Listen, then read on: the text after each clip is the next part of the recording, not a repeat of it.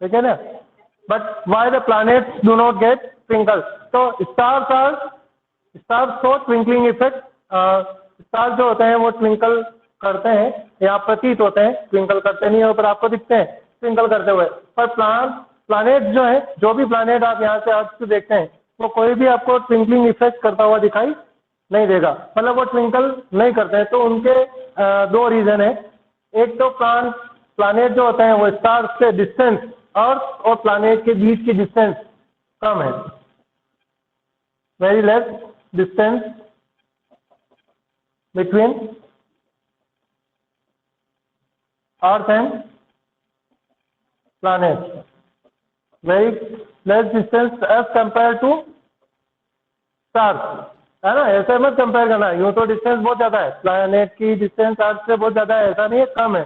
पर अपने को यहाँ से कंपेयर नहीं करना है, आपको कंपेयर करना है स्टार से। तो स्टार से अर्थ की जो दूरी है उसके कंपैरिजन में अर्थ और प्लैनेट की जो डिस्टेंस है वो कम है। तो उससे होगा क्या, स्टार से जो लाइट आती है उसका रिफ्लेक्शन बहुत बार होता है और उसकी जो पोजीशन है चेंज होती रहती है। पर अर्थ और प्लैनेट के बीच में चूंकि डिस्टेंस कम है तो रिफ्लेक्शन का जो अमाउंट है वो भी लेस है।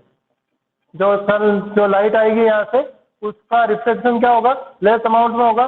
दूसरा, planet do not have their own light, planet की खुद की लाइट भी नहीं है। स्टार का अपने आप की ओन लाइट होती है ना। तो उनकी खुद की लाइट है तो वो यहाँ पे आएगी। तुमने बंद किया देगा है ना, अलग है ना, कुछ नहीं। देखो तो स्टार की अपनी खुद की ऑन लाइट होती है और प्लैनेट की ऑन लाइट नहीं है। दूसरा, डिस्टेंस कम है तो रिफ्लेक्शन जो होता है लाइट का वो बहुत कम होता है। दूसरा, प्लैनेट जो है चूंकि क्लोज है इसलिए उनकी साइज बिग है।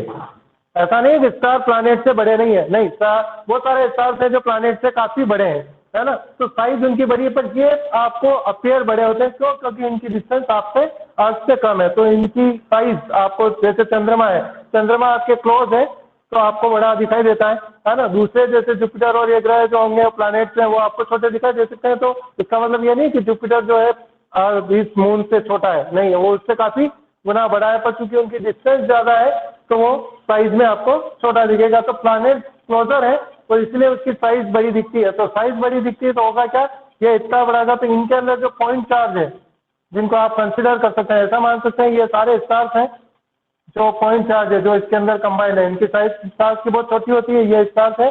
और इनका इफेक्ट जो होता है रिफ्लेक्शन का वो निल हो जाता है, एक दूसरे का इफेक्ट, इसका इफेक्ट इसके द्वारा कैंसिल हो जाएगा और इसका इफेक्ट इसके द्वारा कैंसिल हो जाएगा। मतलब plant is a combination of very limited या very large amount of point sources and their effect is cancelled with each other.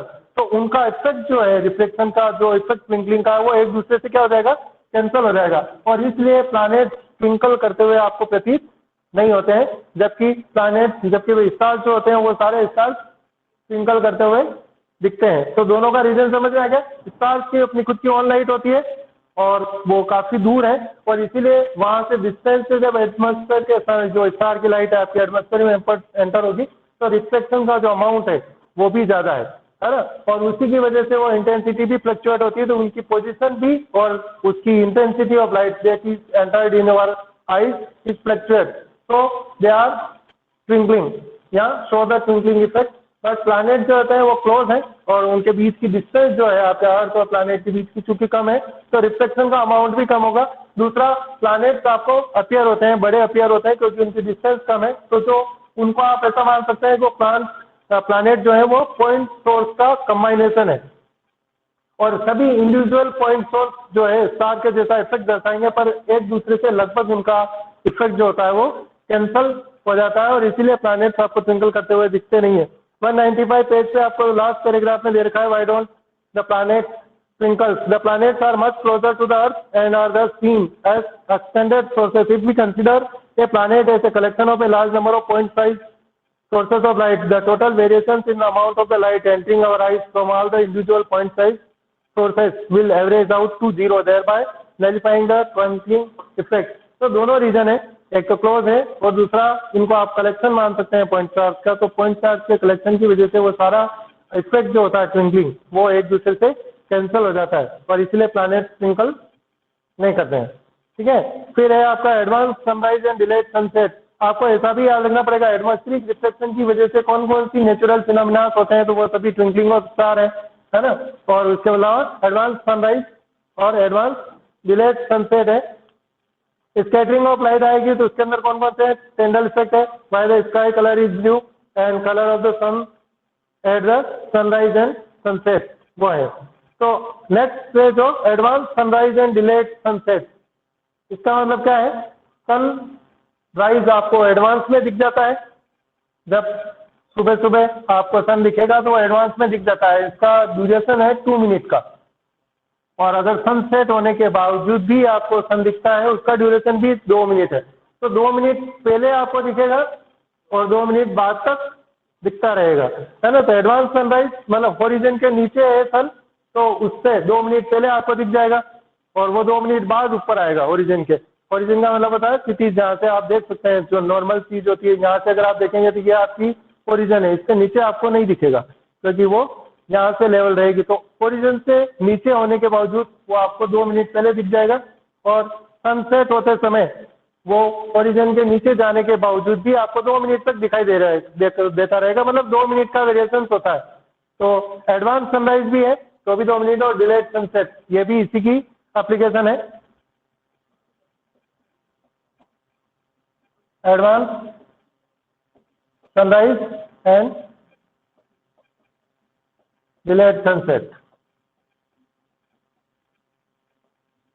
इसका फिगर दे रखा है बुक में, देखो आपको अर्थ है, अर्थ का एटमॉस्फेयर है, ये अर्थ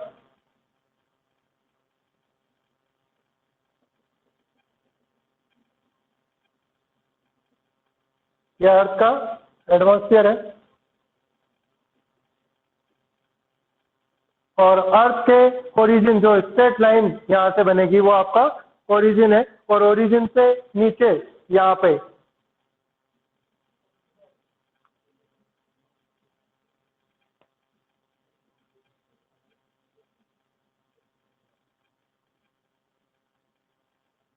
अगर सन आपको ओरिजिन से नीचे होता है, दोनों में यही आएगा, फिगर एक ही आएगा। यहाँ पे आपका सन है ये, है ना। सन से जो भी रेस आएगी लाइट रेस वो जब एटमॉस्फेयर में एंटर होगी तो एटमॉस्फेयर में एंटर होने के बाद उसका रिफ्लेक्शन हो जाएगा। इस प्रकार से ये सनलाइट आएगी, यहाँ से इस प्रकार से इसका रिफ्लेक्शन हो जाएगा। तो यहाँ पे आपको एक्सटेंड, अगर आप इसको स्ट्रेट लाइन को करेंगे तो जहाँ दिखेगी वहां पर आपको ये सन अपीयर होगा। तो ये तो एक्चुअल पोजीशन है और ये अपीयरेंस पोजीशन है, ठीक है। तो इन दोनों के बीच का जो टाइम ड्यूरेशन होता है वो 2 मिनट का होता है, दिखेगा सदैव ऊपर। इनमें आपने सबने देखा जैसे स्टार है तो स्टार की एक्चुअल पोजीशन सदैव उसकी ओरिजिनल पोजीशन से अबव होती है। कहीं पे भी देखो रिफ्लेक्शन में सब जगह ऐसे ही है, जैसे आप किसी बर्तन के अंदर सिक्का रखते हैं, है ना, तो पानी भर के, तब उसकी अपीयरेंस पोजीशन जो होगी वो भी अप होगी, है ना। तो सबके अंदर अपीयरेंस पोजीशन सदैव अप होगी, अप साइड में होगी। तो यहाँ पे जैसे एडवांस सनराइज कहते हैं तो एडवांस सनराइज में क्या होगा, सन वास्तव में ओरिजिन से नीचे है पर रिफ्लेक्शन की वजह से वो आपको यहाँ दिखाई देगा, मतलब आपको पहले दिखाई दे जाएगा। कितने मिनट पहले, 2 मिनट पहले। उसी तरह से आप डिलेड सनसेट को लेंगे, तब सनसेट के अंदर सन यहाँ चला गया, सनसेट के बाद ओरिजिन के नीचे जा चुका है, उसके बावजूद भी आपको 2 मिनट तक यहाँ पर दिखाई देगा और उसका रीजन भी आपका एटमॉस्फेरिक रिफ्लेक्शन है ना। तो जो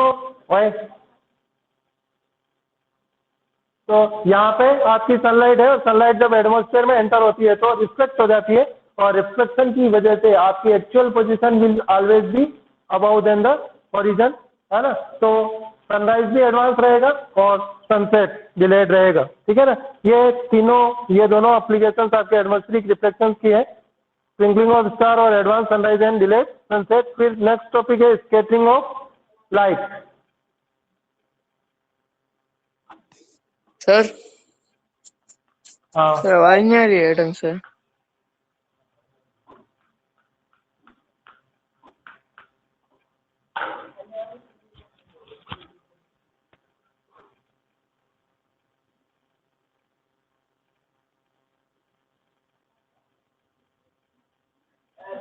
हम्म, नहीं वो ज्वाइन ही नहीं है, उसको है ही नहीं है, वो क्लास में ही नहीं है।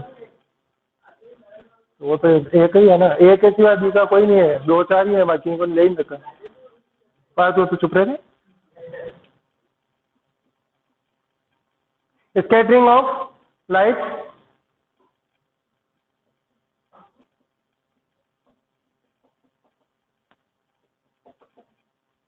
देखो स्कैटरिंग ऑफ लाइट जो होता है वो फिनोमिना क्या है वो भी आपको पता होना चाहिए। स्कैटरिंग ऑफ लाइट का मतलब होता है कि जो टिनी पार्टिकल्स होते हैं एटमॉस्फेयर में, छोटे छोटे या भले बिग पार्टिकल हो, जब लाइट इनके ऊपर स्ट्राइक होती है तो ये इसको सभी दिशाओं में क्या कर देते हैं,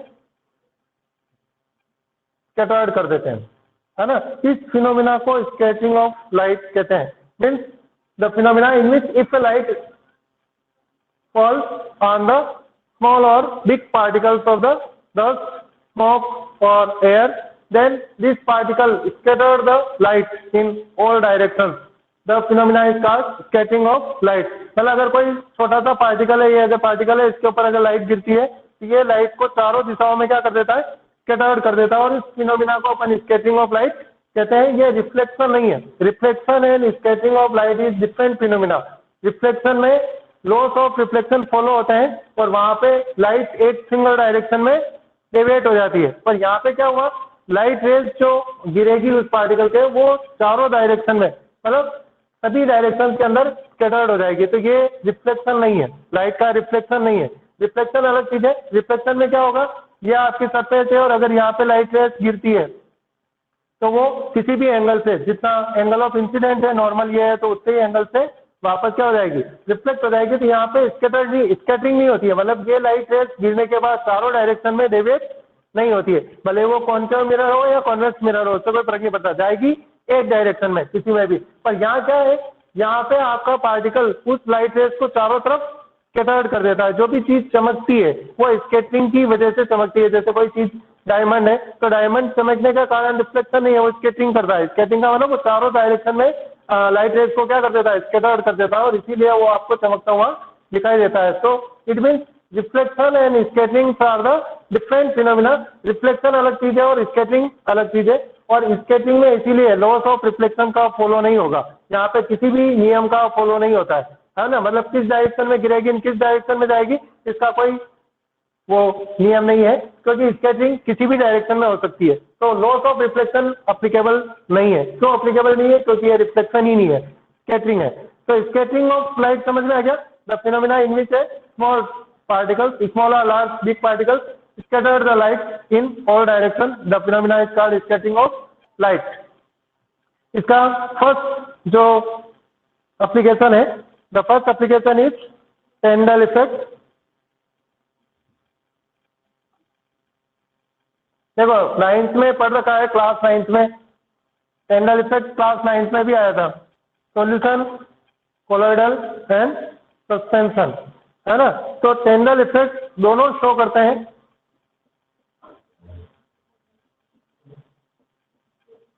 कोलॉइडल भी शो करते हैं और सस्पेंशन भी शो करते हैं, और सॉल्यूशन जो होते हैं वो टेंडल इफेक्ट शो नहीं करते हैं। टेंडल इफेक्ट क्या होता है, टेंडल इफेक्ट का मतलब जैसे अगर आपने एक ये कोई भी बर्तन है और इसके अंदर आपका जो कोलॉइडल सॉल्यूशन भर देते हैं आप, कुछ भी हो सकता है, जैसे मिल्क हो सकता है, जो भी कोलॉइडल सॉल्यूशन है कुछ भी भरे आप, कोई सा भी कोलॉइडल सॉल्यूशन हो, और इस कोलॉइडल सॉल्यूशन के पार्टिकल्स होंगे,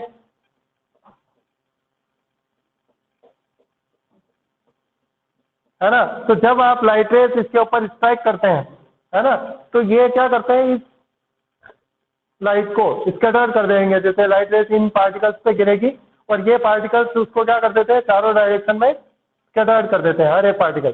तो इसकी वजह से ये जो पूरा पाथ है वो इल्यूमिनेटेड हो जाता है, मतलब आपको दिखेगा साफ, है ना, appearance. This phenomena is called Tyndall effect, है ना। When the light is pass through the colloidal solution then the colloidal particle will scatter the light in all direction and the phenomena is called Tyndall effect, है ना। तो किसी भी colloidal solution के ऊपर आप लाइट को अगर आप ट्राई कराते हैं, लाइट के बीम को अगर फॉल करते हैं, तो उस कोलॉइडल के पार्टिकल्स जो है उस लाइट को चारों डायरेक्शन में क्या कर देते हैं, स्कैटर्ड कर देते हैं, और इसकी वजह से जो लाइट का पाथ है वो इल्यूमिनेटेड हो जाता है, मतलब ग्लो करने लग जाता है, और इस फिनोमिना को आप टेंडल इफेक्ट कहते हैं। ठीक है, अब नेक्स्ट ये है कि टेंडल इफेक्ट कोलोइडल सॉल्यूशन शो ही क्यों करते हैं। तो एक तो रीजन कोलोइडल सॉल्यूशन का टेंडल इफेक्ट होता क्या है वो समझ में आ गया। जैसे सॉल्यूशन है आपका टेंडल इफेक्ट शो नहीं करते हैं, जबकि कोलोइडल सॉल्यूशन टेंडल इफेक्ट शो करते हैं, तो रीजन भी आपको आना चाहिए।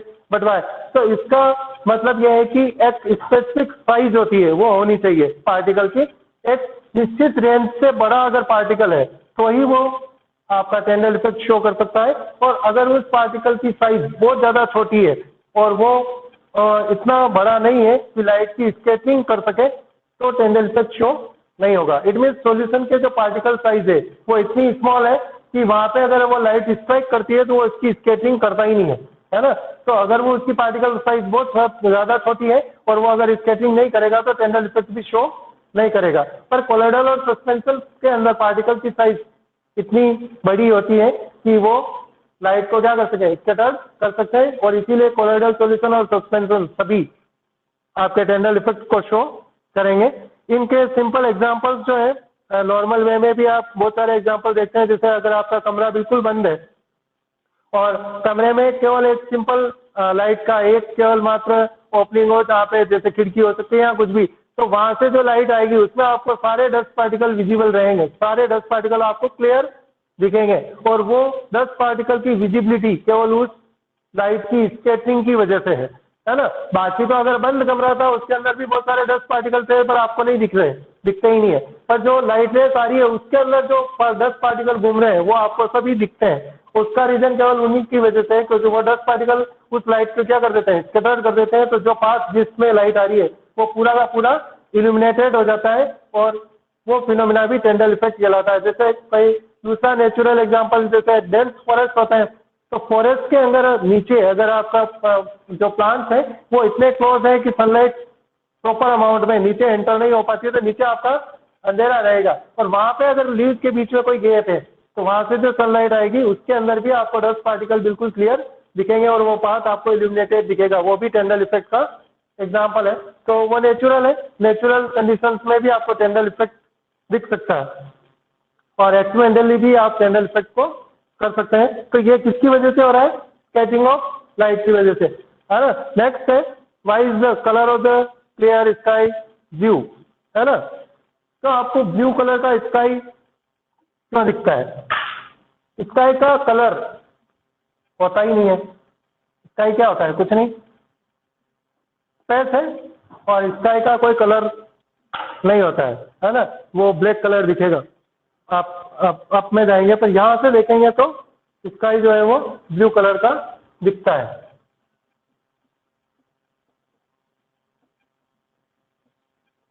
इससे पहले आपको एक चीज पता होना चाहिए, scattering of the light depends upon the wavelength of the colour. जो कलर स्कैटर्ड होता है उसकी वेवलेंथ क्या है।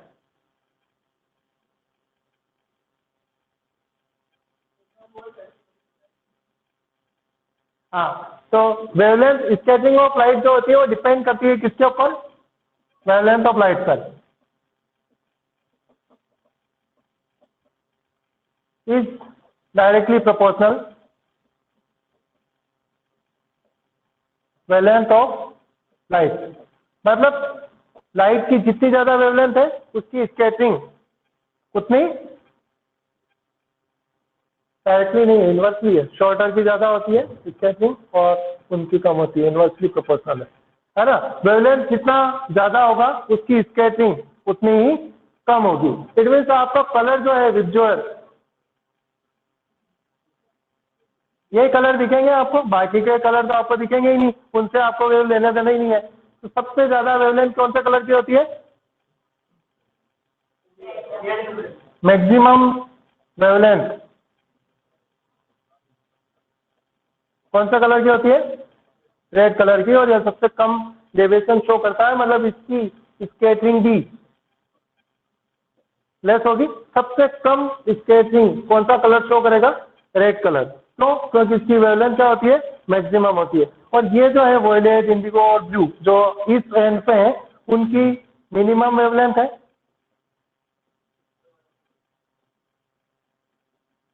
और अगर मिनिमम वेवलेंथ है तो उनकी जो स्केचिंग होगी वो सबसे ज्यादा होती है ना। दूसरा, स्केचिंग ऑफ लाइट डिपेंड करेगी पार्टिकल साइज पे। एक तो वेवलेंथ पे डिपेंड करती है स्केचिंग ऑफ लाइट, तो स्केचिंग ऑफ लाइट वेवलेंथ पर इनवर्सली डिपेंड करती है। जिन कलर की वेवलेंथ मैक्सिमम है उसकी स्केचिंग मिनिमम होगी, और जिस कलर की वेवलेंथ मिनिमम है उसकी स्केचिंग ज्यादा होगी, है ना, तो वो स्कैटर्ड ज्यादा होगा। दूसरा, आपकी साइज ऑफ पार्टिकल्स, तो स्मॉल साइज के पार्टिकल्स जो होते हैं वो स्केचिंग शॉर्टर वेवलेंथ को करते हैं जनरली, है ना। तो सेकंड आपका पार्टिकल साइज, तो स्मॉल पार्टिकल जो होते हैं जिनकी पार्टिकल साइज स्मॉल होती है वो ज्यादा स्केचिंग किसकी करते हैं, इस मिनिमम वेवलेंथ वाले कलर्स की, मतलब ब्लू, इंडिगो और वॉयलेट, ये जो कलर है इनकी स्केचिंग जो पार्टिकल साइज में छोटे होते हैं वो इनकी स्केचिंग ज्यादा करते हैं, और जो लार्ज पार्टिकल है जिनकी साइज बड़ी है वो इस प्रकार के कलर जिनकी मैक्सिमम वेवलेंथ होती है उनकी स्केचिंग ज्यादा करते हैं। तो स्केचिंग दो फिनोमिना पे या दो फैक्टर्स पे डिपेंड करती है। एक तो वेवलेंथ, जो कलर आप ले रहे हैं उसकी वेवलेंथ क्या है उसके अकॉर्डिंग वो उसकी स्केचिंग करेंगे, और दूसरे पार्टिकल साइज, जो आप मीडियम ले रहे हैं जिसमें आप स्केचिंग करवाना चाहते हैं उसकी पार्टिकल साइज क्या है। अगर उनके पार्टिकल साइज स्मॉल है तो वो मिनिमम वेवलेंथ वाले जो कलर है उनकी स्केचिंग ज्यादा करते हैं, और अगर आप ऐसा मीडियम ले लेते हैं जिसके पार्टिकल साइज ज्यादा बड़े होते हैं तो वो ऐसे कलर की स्केचिंग ज्यादा करेंगे जिसकी वेवलेंथ मैक्सिमम है। कलर की वेवलेंथ का पैटर्न ये है ना, तो रेड और ऑरेंज और येलो ये जो कलर आएंगे इनकी मैक्सिमम वेवलेंथ होती है और इनकी होती है वेवलेंथ मिनिमम। ठीक है, ये आपको पहले पता होना चाहिए क्योंकि इसका जो रीजन है वो इन्हीं पर डिपेंडेंट है, दोनों पे। इसका एक कलर ब्लू क्यों दिखता है, तो अब देखो रीजन पे अपन आ जाते हैं। रीजन का मतलब एटमॉस्फेयर में जो होता है वो पार्टिकल साइज छोटी होती है। स्मॉल, ये जो एटमॉस्फेयर है ना उसके अंदर जितने भी 10 पार्टिकल्स हैं, क्लाउड्स के जो पार्टिकल्स हैं या स्मोक है या डस्ट है या कुछ भी आप माने या एयर के पार्टिकल्स हैं, उनकी साइज कितनी होती है, स्मॉल होती है। बड़े पार्टिकल्स तो होते नहीं है एटमॉस्फेयर में, और साइज जिनकी पार्टिकल की स्मॉल होगी वो किस कलर को ज्यादा स्कैटर्ड करेंगे, इस लोअर एंड वाले को, है ना। मतलब ब्लू, इंडिगो और वॉयलेट कलर की स्केचिंग सबसे ज्यादा करेंगे। तो ब्लू कलर की स्केचिंग अगर आपको सबसे ज्यादा होती है, ब्लू होगा, इंडिगो होगा, वॉयलेट, इन कलर की स्केचिंग सबसे ज्यादा होती है। तो जिन कलर की स्केचिंग सबसे ज्यादा होगी आपको दिखेगा क्या, वही कलर, और इसीलिए आपको जो स्काई है वो क्या दिखता है, ब्लू कलर का दिखता है डोमिनेंट। ठीक है, तो पार्टिकल साइज, जब आपकी लाइट एंटर होती है एटमॉस्फेयर में तो एटमॉस्फेयर के जो पार्टिकल साइज है वो स्मॉल है, और स्मॉल पार्टिकल साइज होने की वजह से वो सबसे ज्यादा स्केचिंग उस कलर की करते हैं जिसकी वेवलेंथ मिनिमम हो, और मिनिमम वेवलेंथ वाले कलर आपके डोमिनेंट ब्लू कलर है, और इसीलिए सबसे ज्यादा एटमॉस्फेरिक पार्टिकल्स के द्वारा जिस कलर की स्केचिंग होगी वो कौन सा कलर होगा, ब्लू, और इसी वजह से आपको स्काई पूरा का पूरा क्या दिखेगा, ब्लू कलर का दिखेगा। रीजन ये है। दूसरा, जैसे अगर आप कहीं पे भी जाए तो जो सिग्नल्स होते हैं, डेंजर सिग्नल्स होते हैं, उन सबको रेड कलर का बनाया जाता है। उसका रीजन भी केवल यह, जहाँ पे आप डाइवर्जन देखेंगे, कहीं व्हीकल जा रहे हैं तो जहाँ पे डाइवर्जन होता है या जो चीज आपको इम्पोर्टेंट रोड पे वो शो करना चाहते हैं उसको वो जनरली रेड कलर से लिखते हैं, या डेंजर को भी रेड कलर से लिखते हैं। तो उसका रीजन ये है कि डेंजर आपको बहुत दूर से भी दिखाई देगा। ब्लू कलर आपका, जैसे ये है ना, ये कलर, इसको अगर आप ज्यादा दूर से देखोगे तो इसका ऑब्जेक्टिव नहीं दिखेगा। इस रेड कलर को देखो, रेड कलर का जो साइन है वो आपको दूर से भी दिखेगा और क्लियर दिखेगा, पर ब्लू कलर नहीं दिखेगा।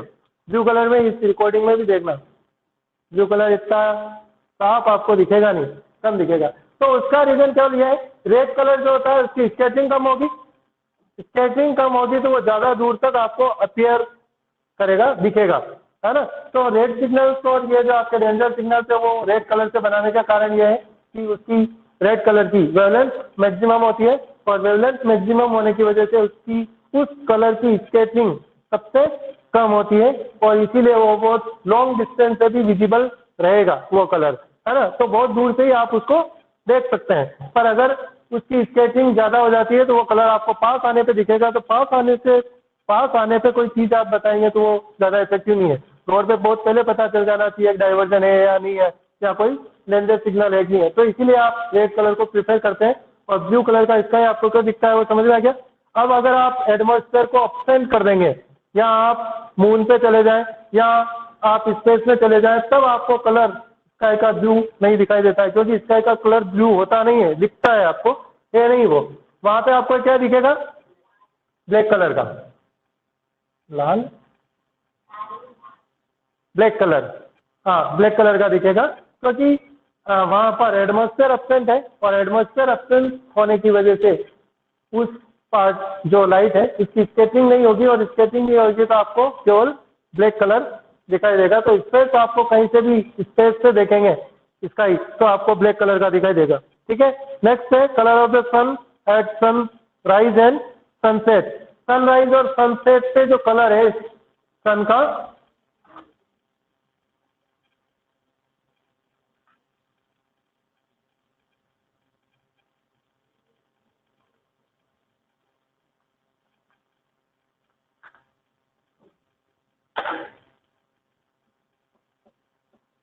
सनराइज लो या सनसेट लो दोनों एक ही है, कलर ऑफ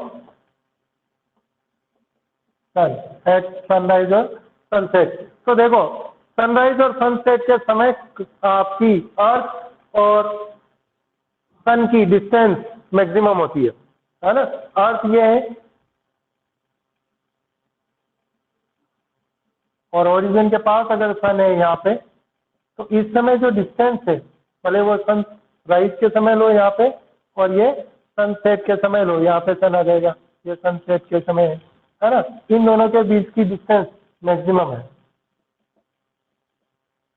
और मैक्सिमम डिस्टेंस तक लाइट आपको ट्रेवल होकर आपके पास पहुंचेगी। तो उस समय जिन कलर की स्केचिंग सबसे ज्यादा होती है वो आपके मिनिमम वेवलेंथ वाला कलर है, क्योंकि यहाँ पे एटमॉस्फेयर है बीच में और एटमॉस्फेयर जनरली मिनिमम वेवलेंथ वाले कलर की स्केचिंग सबसे ज्यादा करता है।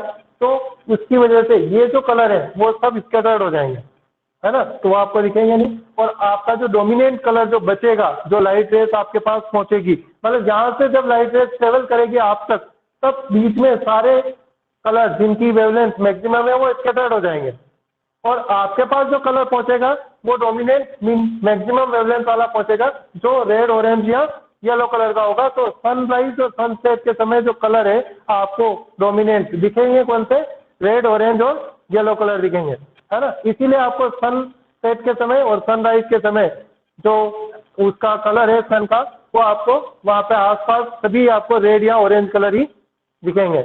एक बार और देख लो, सन और सनसेट और सनराइज दोनों के समय सन की डिस्टेंस अर्थ से मैक्सिमम होती है और सनलाइट जो ट्रेवल करती है अर्थ तक पहुंचने के लिए एटमॉस्फेयर, तो उसके बीच में आपका एटमॉस्फेयर आएगा और एटमॉस्फेयर सबसे ज्यादा इन कलर्स की स्केचिंग करेगा जिसकी वेवलेंथ मिनिमम है और चूंकि ये सारे कलर स्कैटर्ड हो जाएंगे तो जो डोमिनेंट कलर बचेंगे वो कौन से होंगे, रेड ऑरेंज और येलो। और इसीलिए आपको स्काई या उस समय सन रेड ऑरेंज येलो कलर का दिखाई देगा। मतलब दोनों जगह रीजन सेम है, भले आप सनराइज ले या सनसेट ले, इससे कोई फर्क नहीं पड़ेगा, रीजन दोनों जगह सेम है। फिगर आपको दे रखा है, फिगर 11.12 है ना, reading of the sun at sunrise and sunset reddening. तो ब्लू स्कैटर्ड अवे, उसको कारण भी दे रखा है उन्होंने, सन नियर ओरिजिन, फिर ब्लू स्कैटर्ड अवे, तो ये जो कलर है वो सारे स्कैटर्ड हो जाएंगे।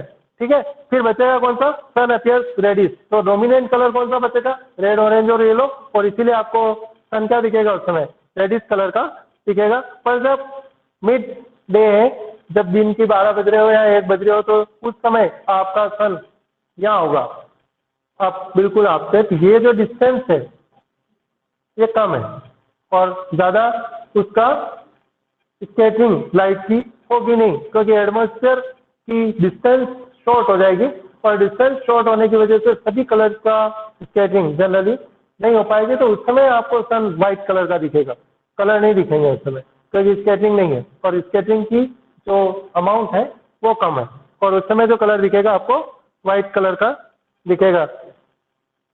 ठीक है, लेसन हो गया है। रिफ्लेक्शन और इनके फिनोमिना सभी आने चाहिए आपको, स्केचिंग के लाइट के इनके फिनोमिना भी आने चाहिए। क्वेश्चन आंसर मतलब फर्स्ट टर्म का सिलेबस, हाँ बनाना है।